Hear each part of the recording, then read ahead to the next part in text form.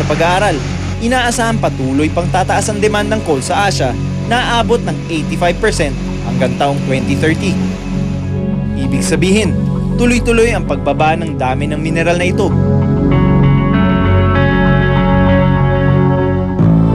Kaya kailangan daw ng iba pang alternatibong pagkukunan ng kuryente gaya ng mga wind turbine power plants na kinukuha ang enerhiya mula sa hangin. Solar panels na kumukuha ng enerhiya mula sa araw at hydroelectric power plants na bukod sa malinis na pinagmumulan ng enerhiya, hindi rin nito kailangan minahin. Walang duda na para patuloy na mapatakbo, magliwanag, at umandar ang ating makabagong henerasyon, lahat ay nangangailangan ng kuryente. For cost effectivity, sa gustuhan nating mapababa yung presyo, pinakamababa siguro ang presyo ng coal sa mga sustainable source of energy.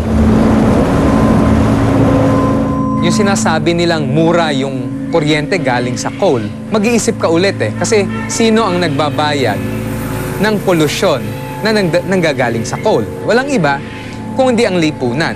Binabayaran natin yan sa pamamagitan ng mga pagkakasakit o pagkasira ng kalikasan. No? Kung dati, inakala nating malayo sa atin ang usaping mining, ngayon, lumingon ka uli sa iyong paligid. Gaano karami sa mga gamit at pangangailangan mo ang galing sa mina?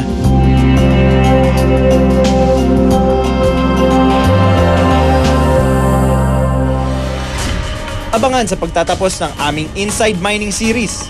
Kakayanin kaya natin sa panahon ngayon na mabuhay kung walang magmimina?